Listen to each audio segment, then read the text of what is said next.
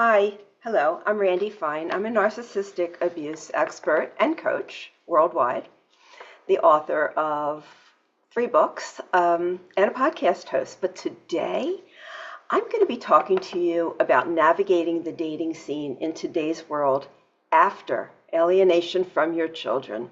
In coping with life after being an alienated parent, after the unfair, unjust, and the cruel treatment you've been subjected to, it's important for you to know that your feelings, whatever they are valid and normal. You may now feel ready to redefine yourself and move on with your life. If you have always defined yourself as your child's or your children's nurturing parent, it may be time to release the shame and guilt you felt with acceptance and the knowledge that you have done your absolute best. It's important now to shift your focus away from the negative aspects of your situation and instead redirect your thoughts towards the positive things in life, and there are many.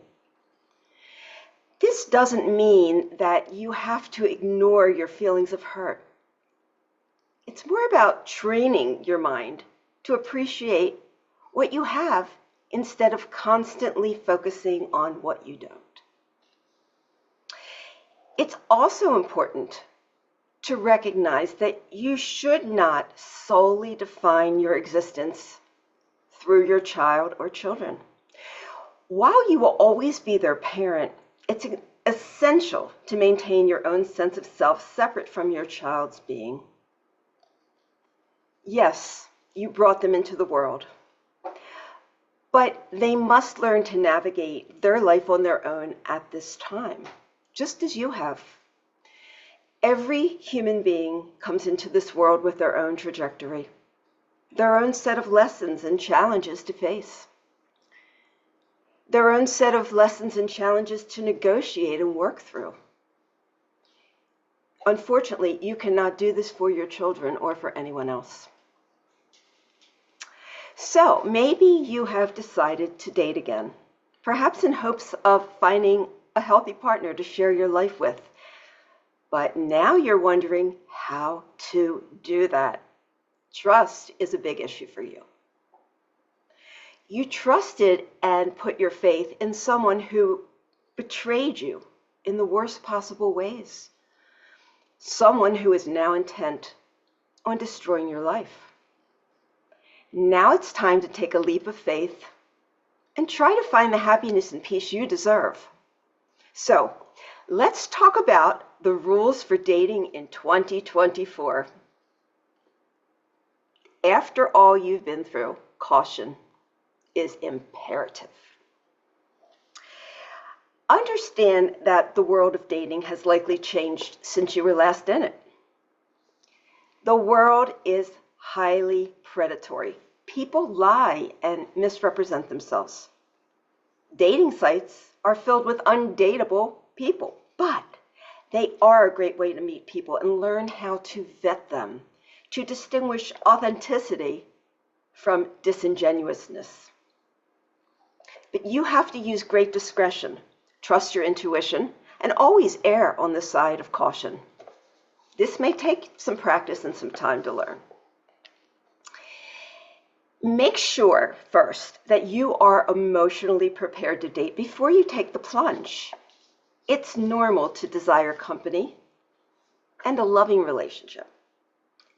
But it's very important that you get over your ex-partner and work through the trauma that presented to you in your life first.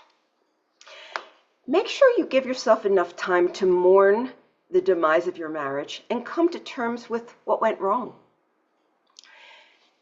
This self-awareness can direct you towards happier relationships in the future and prevent you from making the same mistakes you have in the past. It's normal to have the urge to jump into a new relationship when you're feeling lonely, dealing with the end of a previous relationship, or getting encouragement from friends and or family to explore the possibility of finding love again. In general, the best time to start dating is when you feel confident and happy with yourself, and when you're not seeking validation from others. It's okay if it takes a while to get to that point. Love should not be rushed. It's important to remember that there's nothing wrong with taking time for yourself and building a relationship with yourself before thinking about allowing someone else into your life. In fact, research suggests that our relationship with ourselves forms the basis for all other interactions, and that self-love could be the key to a healthy, satisfying relationship with a partner. To have a healthy mindset before starting to date, these are some of the key points.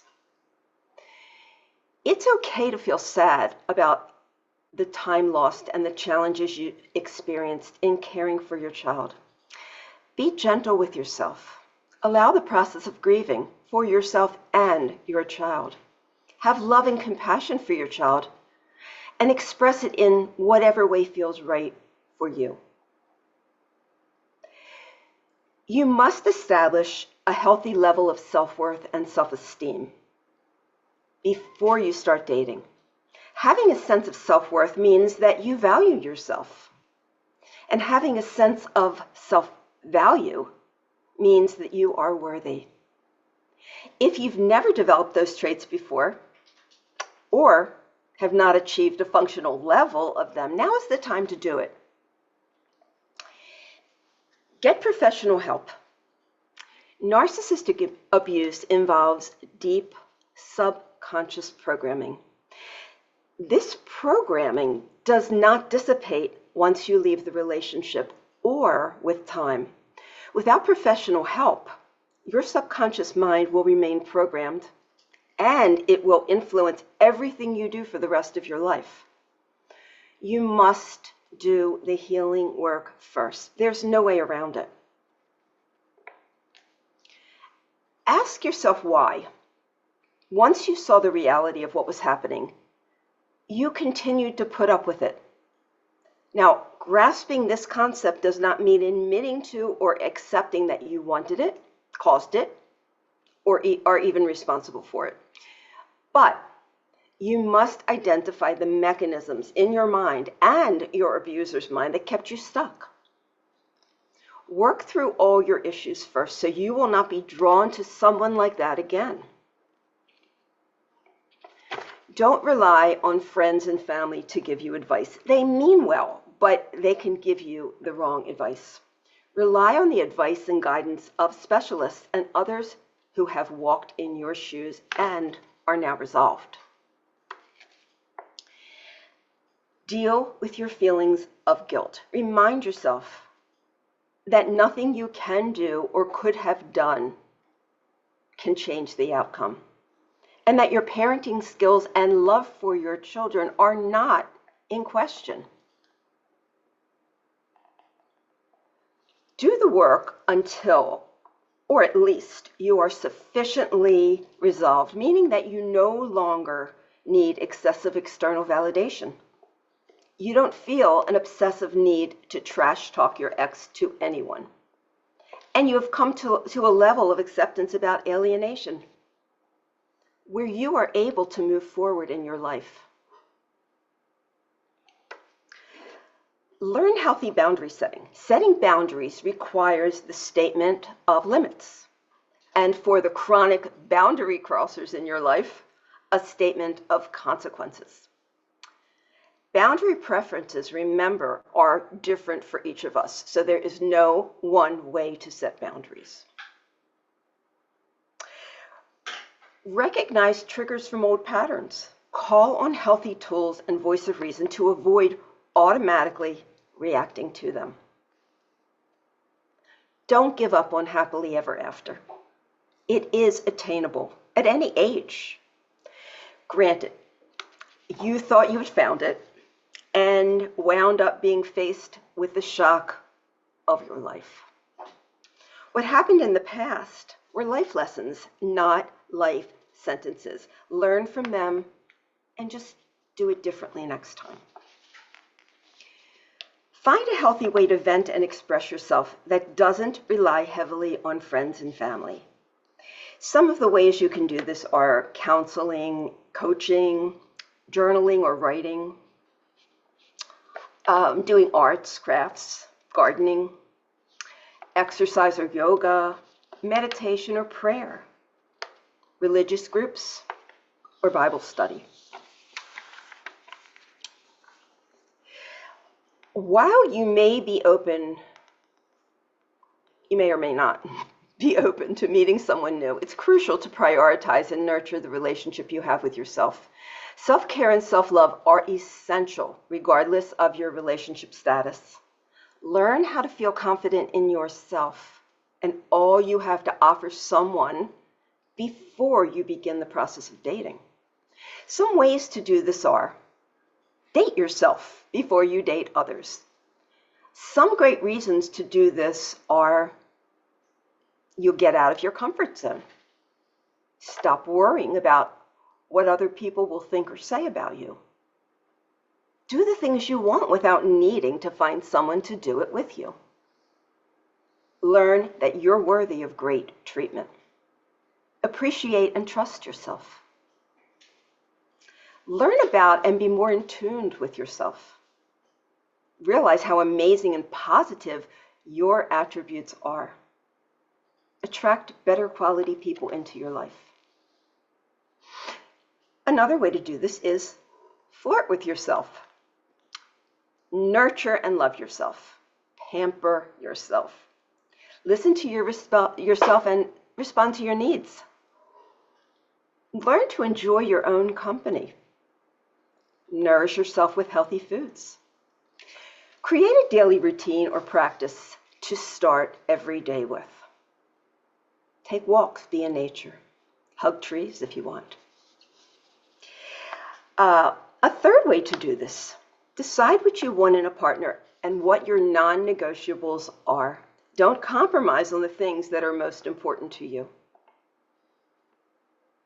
Number 4, overcome the message that, for whatever reason, you are undateable. This is not true. Go out with the energy that I am dateable. I am open for love, or open to love. I deserve to love and be loved. I am open to a wonderful partner. The right partner is on the way. The next one, take time to realize that you are reasonably safe now. Safety doesn't come all at once. It comes in layers. And some ways to recognize that you are reasonably safe is: appreciate the present, let go of your emotional attachment to the past. And try not to worry about the future. Focus on taking life a day at a time. Be mindful of your thoughts and your limiting beliefs. Stop saying hurtful things to yourself and using judgmental, guilt-producing expressions such as, I should have, I could have, why didn't I? Recognize old program thinking and replace them with positive thoughts. Be aware of behavior patterns that no longer serve you. Let go of and truly forgive yourself for any mistakes you believe you made. We are all fallible. It's part of the human experience we all share. Communicate your feelings freely and effectively. If something feels uncomfortable, speak up. Don't be reactive. Work through conflicts with others in a healthy way. Another way to do this is don't put your life on hold any longer. And under that, avoid analysis paralysis. If you feel stuck, start by making changes in your life, small ones, little bit at a time. Identify what you want. Be willing to change your perspective. Create a basic, doable daily, weekly, or monthly schedule that you can be successful with, and then celebrate every small accomplishment. When it comes to dating, I talk to several people who have had the experience of dating after parental alienation. And everyone I spoke to advises the following: these two things. Be intentional about dating. Don't just fall into it without preconceived guidelines and strategy. And the other thing everyone says is dates should be impersonal, like an interview process. And I'm going to go further into this and explain this. But when meeting prospective partners, the question is, when should you open up about your divorce and alienation situation? So again, after speaking with several people who have been down this road, I have found that there's no exact consensus. One person, very experienced personally and professionally with divorce and alienation, used a 6-month guideline, explaining that at 3 months, you can say, I had a tough divorce, but I'm not really ready to share yet. Now, others have said that they opened up rather quickly in an effort to weed out undesirable prospects. So there's no definitive answer on this question. This is going to be up to you. But keep in mind, when someone experiences parental alienation, their new partner or spouse can also become a victim, even if the children aren't biologically related. Any accusations made by the vindictive ex against one person can automatically implicate the partner or spouse. Simply by claiming that the partner said or did outrageous things, the accuser can portray that person as evil. So remember that. When you're bringing somebody new into your life, this is the potential. Before entering a romantic relationship, it's important to understand what a healthy one looks like, especially if you've never had one or had one modeled for you. Despite the challenges that may arise when seeking the right person, the following guidelines can aid you in finding long-lasting love and establishing a rewarding, healthy relationship. Every relationship is unique, and people come together for many different reasons. There are some characteristics that most healthy relationships have in common. So here are some tried and true tips for choosing a partner, shared with me by alienated parents who have navigated this process. And this is so important because I am not an alienated parent. I have not navigated this process. I just work with people who do. So this is coming directly from people who have gone through this, and this is great advice. Choose wisely. Don't punish your partner with the sins of your ex. If you are insecure or still harboring bad feelings, do not date. You should be able to freely express your thoughts and feelings with the person without fear of threatening the relationship. You do not need to apologize for everything you do. I know this has become a habit, and it's a very hard habit to break, but your partner should encourage you to stop doing it. You don't need to compromise on or sacrifice your basic needs for anyone, but you and your partner should be able to agree on simple things.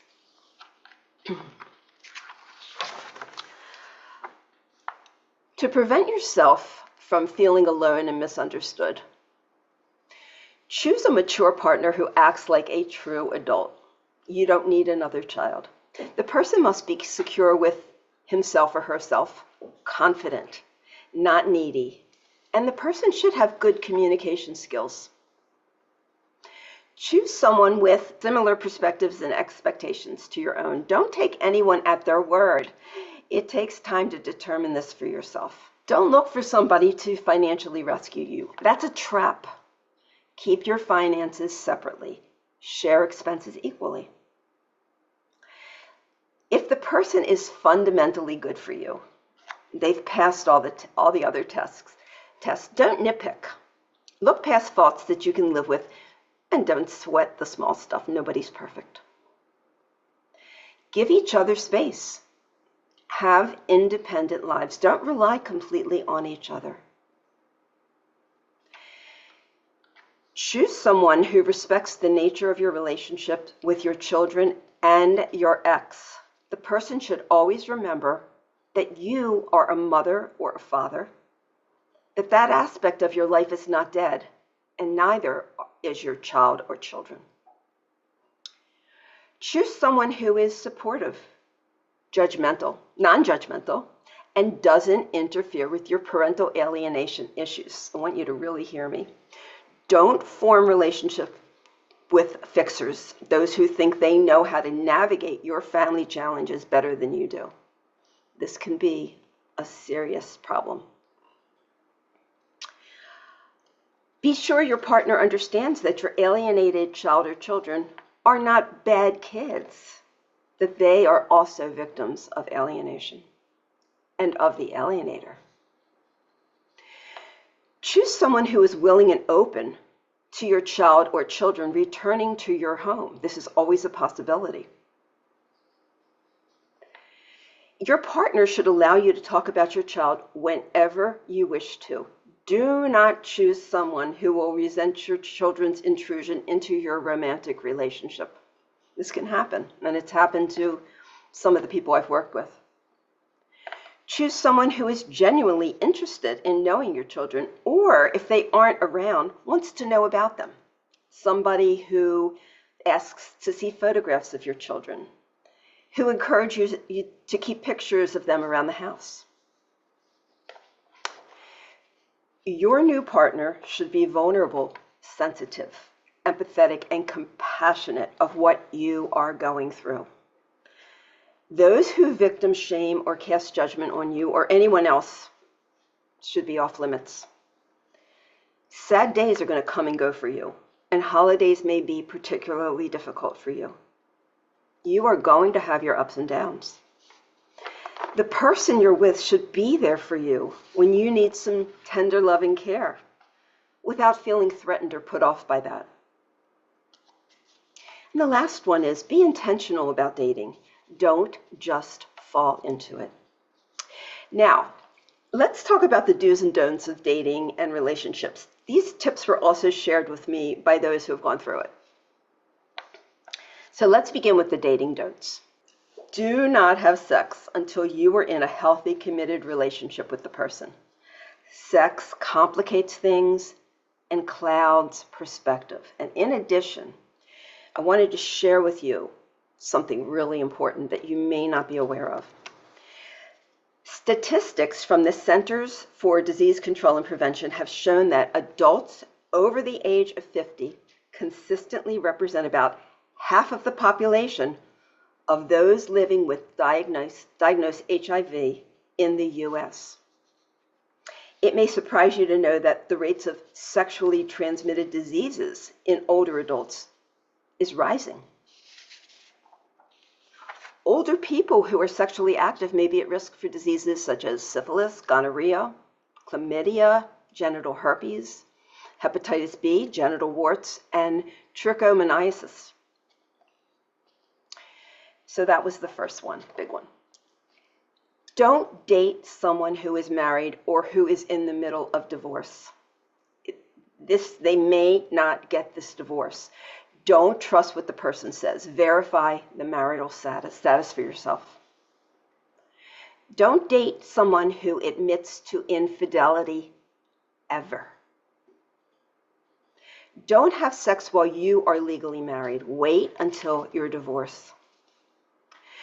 Don't blindly trust or give the benefit of the doubt to anyone. Be cautious. In every situation life presents to us, trust must be earned. That takes time. Look carefully before you leap. Don't lead with conversations about divorce or alienation. Listen more, talk less. Listen more, talk less.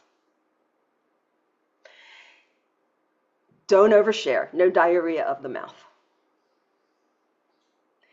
Be independent. Don't rely on the other person to pay for you.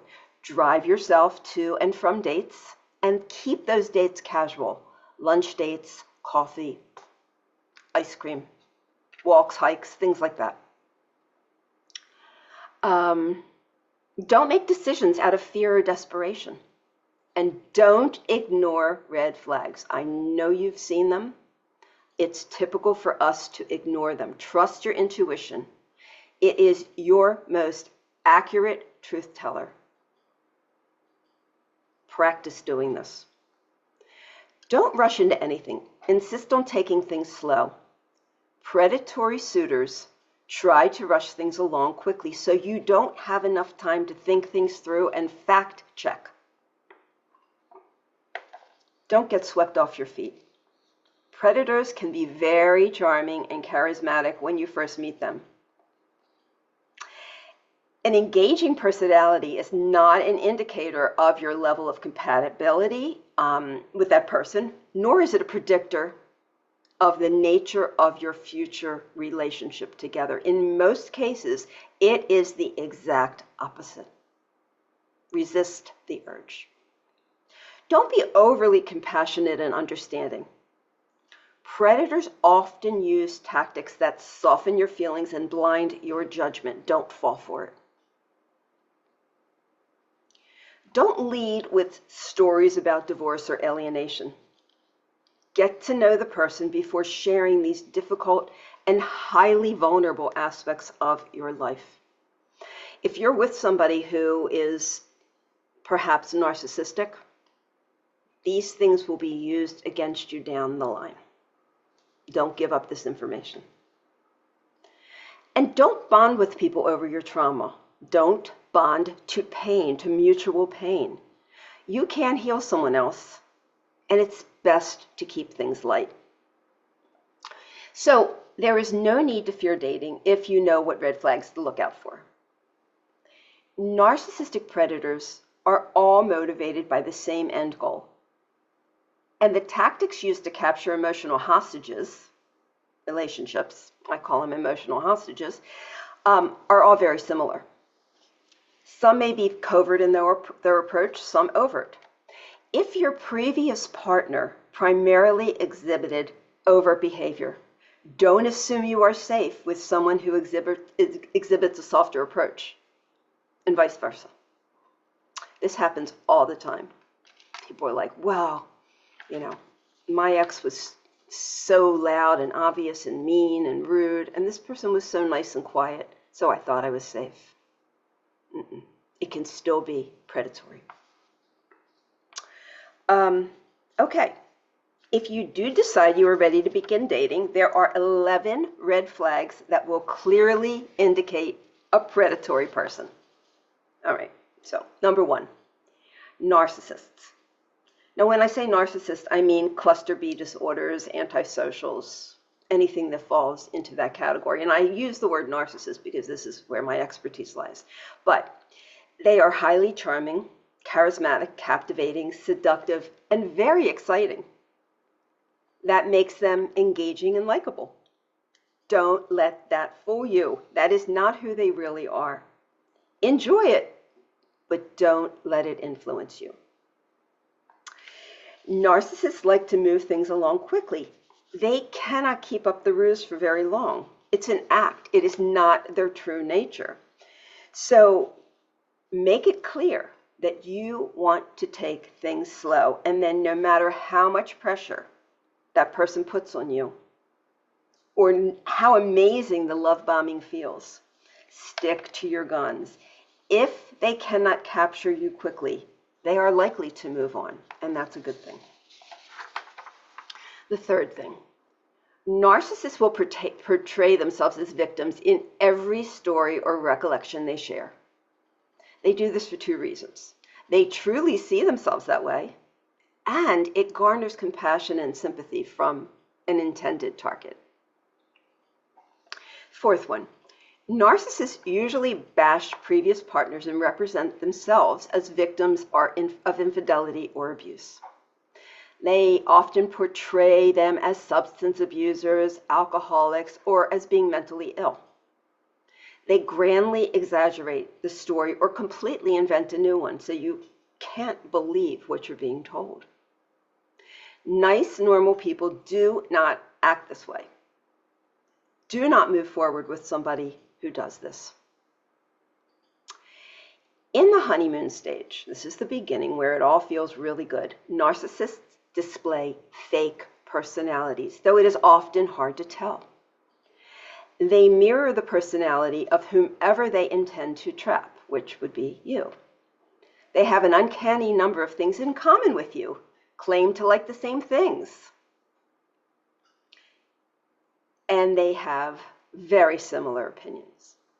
Don't necessarily believe this. Everything takes time. They present themselves as your perfect match. Their soulmate, maybe.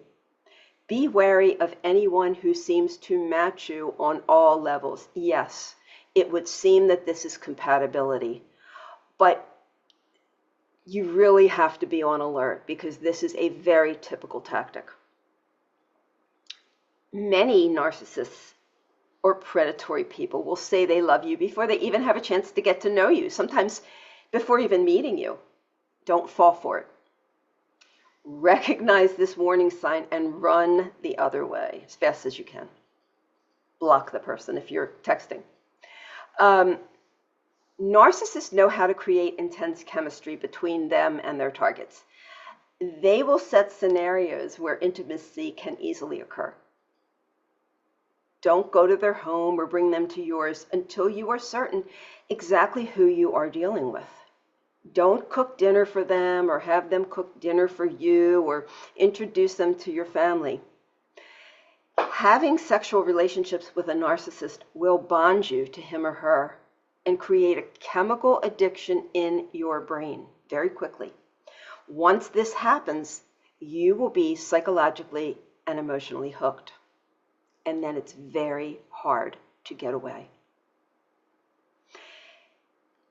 In the honeymoon stage, in the very beginning, narcissists test their targets to see how forgiving, understanding, selfless, and generous they are. They will usually do or say something hurtful or outrageous to see whether you will call them on it or let it go. Calling them on it demonstrates you have boundaries. Those with strong boundaries are useless to narcissists. Ignoring it, forgiving them, or showing compassion gives them the green light to move forward. They're very, very specific about this, intentional about this. They know they will be able to manipulate and control you if you hear something outrageous or insulting and you let it go. Narcissists interview potential targets. They want to know everything about the person, their hopes, disappointments, dreams, goals. They gather this intel for two reasons. They gather it to create a specific persona they will use to trap you, him or her, and to learn about your vulnerabilities. Later, they will use these vulnerabilities to customize emotional and psychological abuse. To avoid this, talk in generalities or keep redirecting the conversation. Do not pour your soul out to anyone before you know and can thoroughly trust the person. I can't stress this enough. Remember that trust takes time. Often, it could be several months. Don't be in a hurry. If you do not initially find the person appealing or are not attracted to him or her, and then you suddenly believe you cannot live without that person, understand you have been brainwashed. This can happen quickly. This is not a normal response. Narcissists have the uncanny ability to brainwash innocent victims very quickly, and they put a spell on them. Recognize what is happening to you and put an end to it. Be very aware of what is happening inside your head. Do it immediately. As time goes on, it's going to become harder and harder to break away. It does get very hard to break away. Number 11, much of what narcissists tell you are lies or fabrications. listen for discrepancies, and ask questions. Some things will not make sense. Don't try to make them make sense. Don't try to fill in the gaps with assumptions. Think like a detective. Okay, the following tips have been strongly suggested for anyone considering entering a committed romantic relationship after divorce and parental alienation. Do premarital counseling.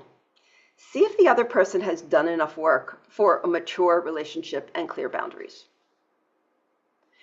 Be honest about your priorities, especially the things that may take time out of your relationship, such as work, building a business, caring for a sick parent, or traveling. Let that person know where your priorities lie or where your other commitments lie. Don't be passive and give up what's important for you from the beginning. This leaves it open for comments down the road such as, you didn't ask for this before, so now how can we establish this?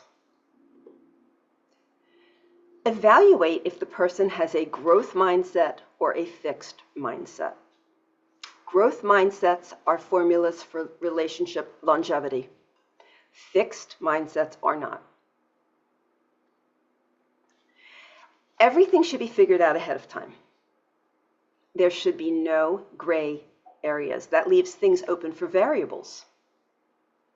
You should discuss values, expectations, roles, ideas, and concepts about what a happy family life looks like for each of you. If the person you are dating has a child, be sure to discuss each of your relationship expectations with that child. You may want to create a one-on-one relationship with your new partner as a lover, not a parent, while the other person has parental responsibilities. This can cause you to feel jealous and neglected. Keep in mind that family obligations often change once you're married. Flexibility is the key. Don't be afraid to show love and commitment to your partner for fear that when you do, he or she will hurt you the way your previous partner did. As I said earlier, don't punish them for the sins of your past. So in addition, there's a site called hitched.co.uk, and they offer some other questions you should ask your partner before making a commitment, such as moving in together or marriage. So I've gone through the list and selected the ones that I feel pertain to this particular topic. You can get the complete list up on the screen. You'll see the website, which is hitch.co.uk, wedding planning, so forth and so on. The link is there. Okay, I have 17 that I picked out. There were a lot of them. Okay, some of the things to discuss. How do you handle disagreements? What will you do with your last name? How much alone time do you need? What are your non-negotiables? What is a deal breaker for you? What constitutes cheating? This is a really interesting one because people see this differently. Who is the most important person in the world to you? What's your love language? How do you deal with change or the unexpected? Do you do anything to make them feel unsafe? What are your finances really like?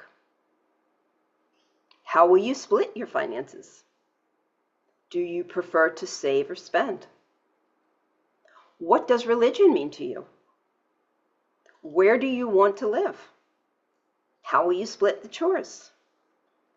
And what does your retirement look like? It's important to keep in mind that in step families, alienation poses a significant threat.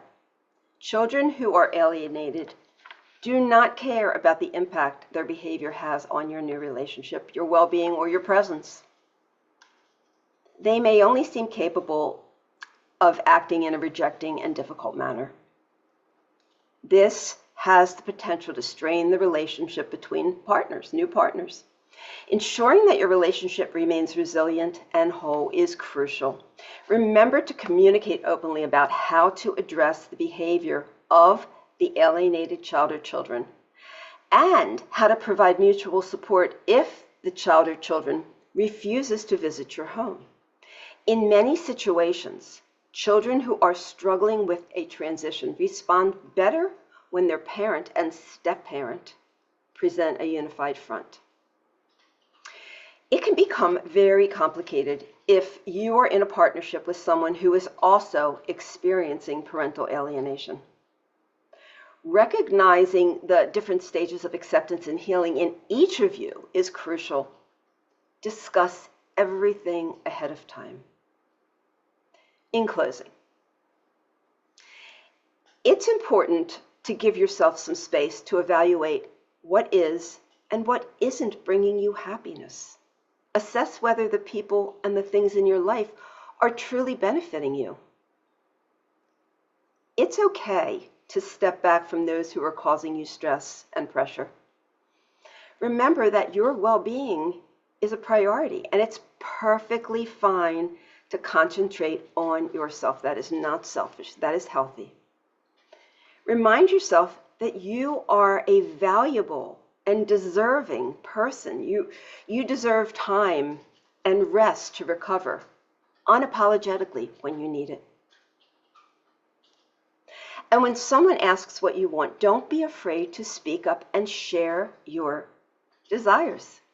It's so important for you to advocate for yourself with confidence. Knowing what you want and believing in it will help you make decisions, set boundaries, and pursue your dreams with trust and determination.